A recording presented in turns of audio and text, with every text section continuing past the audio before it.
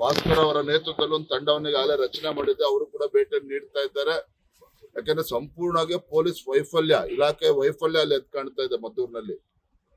ಎಲ್ಲವೂ ಕೂಡ ಸಮಗ್ರವಾಗಿ ಅಲ್ಲಿ ಸತ್ಯಾಸತ್ಯತೆನ ಅರ್ಥ ಮಾಡ್ಕೊಂಡು ವರದಿ ಕೊಡಬೇಕು ಅಂತ ಹೇಳಿ ಈಗಾಗಲೇ ಒಂದು ತಂಡವನ್ನು ಕೂಡ ರಚನೆ ಮಾಡಿದ್ದಾರೆ. ಮಧುಬಂಗಾರಪ್ಪನವರು ಹೇಳಿದ್ದಾರೆ ಬಿಜೆಪಿ ಹೇಳ್ಕೊ ಕೂತ್ಕೊಳ್ಳೋದಕ್ಕೆಲ್ಲ ಉತ್ತರ ಕೊಡೋದಕ್ಕೆ ಮಂತ್ರಿ ಆಗ್ಲಿಲ್ಲ, ಈಗಾಗಲೇ ಶಿಸ್ಟಾಗಿ ಆರ್ಡರ್ ಮಾಡೋದಕ್ಕೆ. ಆ ಪುಣ್ಯಾತ್ಮನಿಗೆ ಯಾರು ಕೇಳಿದ್ದಾರೆ? ಇರೋ ಇಲಾಖೆ ನೆಟ್ಟು ನೋಡ್ಕೊಳ್ಳಿರಿ, ಇರೊಬ್ಬರ ಸರ್ಕಾರಿ ಶಾಲೆ ಎಲ್ಲ ಮುಚ್ಚಿ ಹೋಗ್ತಾರೆ, ಅವನೇನು ಇದ್ರ ಬಗ್ಗೆ ಮಾತಾಡೋದು. ಬಟ್ ಸಿಎಂ ಸಿದ್ದರಾಮಯ್ಯ ಹೇಳ್ತಾ ಇದ್ದಾರೆ ಸರ್, ಬಿಜೆಪಿ ಅವರೇ ನೆಮ್ಮದಿ ಕೆಡಿಸ್ತಕ್ಕಂಥದ್ದು ಕರ್ನಾಟಕದಲ್ಲಿ. ಮೈಸೂರಲ್ಲಿ ಇವತ್ತು RSS ಬೇರೆ ಬೇರೆ ಕಡೆಯಿಂದ ಎಲ್ಲ ಕರ್ಕೊಂಡ್ ಬಂದಿದ್ರು ಸರ್, ಆದ್ರೂ ನಮ್ಮ ಪೊಲೀಸ್ನವ್ರು ಬಿಟ್ಟಿಲ್ಲ ಅಂತ. ಇವ್ರು ಯಾರು ಅದನ್ನ ತಡೆಯೋದಕ್ಕೆ? ನಮ್ಮ ರಾಜ್ಯದಲ್ಲಿ ಇವತ್ತು RSS ಇರ್ಬೋದು, ಹಿಂದೂ ಸಂಘಟನೆ ಇರ್ಬೋದು, ಹಿಂದೂ ಕಾರ್ಯಕರ್ತರು ಇರ್ಬೋದು, ಚಾಮುಂಡಿ ಬೆಟ್ಟ ಹೋಗ್ಬೇಕು, ಧರ್ಮಸ್ಥಳ ಹೋಗ್ಬೇಕು, ಗಣಪತಿ ಮೆರವಣಿಗೆಯಲ್ಲಿ ಇವ್ರು ಯಾರು ಅದನ್ನ ತಡೆಯೋದಕ್ಕೆ? ತಾಕತ್ತಿದ್ರೆ ಯಾರು ಇವತ್ತು ಪಾಕಿಸ್ತಾನ್ ಜಿಂದಾಬಾದ್ ಅಂತ ಅವ್ರನ್ನ ಒದ್ದು ಒಳಗೆ ಹಾಕ್ಲಿ, ಅದನ್ನ ಮಾಡೋದಕ್ಕೆ ಇವ್ರು ಯೋಗ್ಯತೆ ಇಲ್ಲ ಸರ್ಕಾರಕ್ಕೆ. ನಮ್ಮನ್ನ ಪ್ರಶ್ನೆ ಮಾಡ್ತಾರೆ ಇವ್ರು. ಹಾಗಾದ್ರೆ ಹೌದ್ರೆ ಭಾರತೀಯ ಜನತಾ ಪಾರ್ಟಿ ಹಿಂದುತ್ವ ಪರವಾಗಿ ಇದ್ದೇವೆ ನಾವು, ಇವ್ರು ಯಾರು ಅದನ್ನ ಪ್ರಶ್ನೆ ಮಾಡೋದು? ಸರ್ಕಾರ ನಡೆಸ್ತಾ ಇದ್ದಾರೆ, ಇವ್ರ ಯೋಗ್ಯತೆ ಸರಿಯಾದ ರೀತಿ ಕಾನೂನು ಸುವ್ಯವಸ್ಥೆ ಕಾಪಾಡಬೇಕು, ಹಿಂದೂಗಳ ರಕ್ಷಣೆ ಮಾಡ್ಬೇಕಾಗಿರ್ತಕ್ಕಂಥದ್ದು ಇದು. ಹಾಗಾದ್ರೆ ಘೋಷಣೆ ಮಾಡಲಿ ಮುಖ್ಯಮಂತ್ರಿಗಳು ಸಿದ್ದರಾಮಯ್ಯನವರು. ಹಾಗಾದ್ರೆ ಕರ್ನಾಟಕ ರಾಜ್ಯದಲ್ಲಿ ನಮ್ಮ ಸರ್ಕಾರ ಹಿಂದೂಗಳ ಪರವಾಗಿಲ್ಲ, ಹಿಂದೂಗಳು ಅವ್ರು ಸ್ವಯಂ ರಕ್ಷಣೆ ಮಾಡ್ಕೋಬೇಕು ಘೋಷಣೆ ಮಾಡ್ಲಾಗಾದ್ರೆ ಮುಖ್ಯಮಂತ್ರಿಗಳು.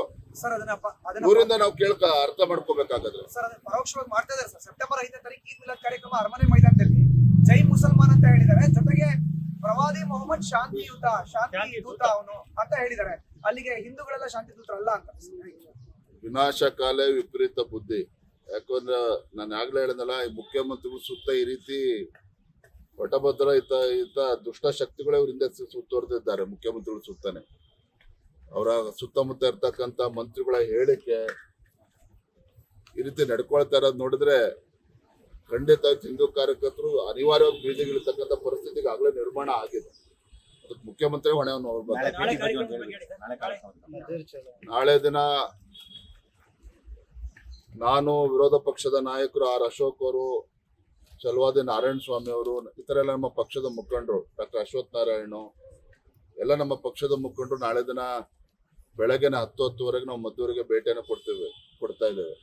ಇವತ್ತೇ ಹೋಗ್ಬೇಕಾಗಿತ್ತು, ಅದರ ಬಂದ್ ಕಾರಣಕ್ಕಾಗಿ ನಾಳೆಗೆ ಅದನ್ನ ನಾವು ಮುಂದೂಡಿದ್ದೇವೆ. ನಾಳೆ ಅಲ್ಲಿ ಸಭೆನೂ ಕೂಡ ಇದೆ, ಮೆರವಣಿಗೆಯಲ್ಲೂ ಕೂಡ ನಾವು ಭಾಗವಹಿಸ್ತೇವೆ. ಸಾಮೂಹಿಕ ಗಣೇಶ ವಿಸರ್ಜನೆ ಕೂಡ ನಾವು ಭಾಗವಹಿಸ್ತೇವೆ. ಧರ್ಮಸ್ಥಳ ವಿಚಾರದಲ್ಲಿ ಯಾಕೋ ಕೇಂದ್ರ ಸರ್ಕಾರಕ್ಕೆ ಎನ್ಐ ಕೊಡೋಕೆ ಮನಸ್ಸಿಲ್ಲ ಬೇಡ, ಇವತ್ತು ಗಣಪತಿ ನೋಡೋಣ, ಅದ್ರ ಬಗ್ಗೆ ಮುಂದೆ ಚರ್ಚೆ ಮಾಡ್ತಾರೆ. ಲೇಟೆಸ್ಟ್ ಹಾಗೂ ಇಂಟ್ರೆಸ್ಟಿಂಗ್ ಸುದ್ದಿಗಳಿಗಾಗಿ ಬಾಸ್ ಟಿವಿ ಕನ್ನಡ ಚಾನೆಲ್ನ ಸಬ್ಸ್ಕ್ರೈಬ್ ಮಾಡಿ, ಹಾಗೆಯೇ ಬೆಲ್ ಐಕಾನ್ ಪ್ರೆಸ್ ಮಾಡಿ. ಇದರ ಜೊತೆಗೆ ಫೇಸ್ಬುಕ್, ಇನ್ಸ್ಟಾಗ್ರಾಮ್, ಎಕ್ಸ್ ನಲ್ಲೂ ಮಿಸ್ ಮಾಡದೆ ಫಾಲೋ ಮಾಡಿ.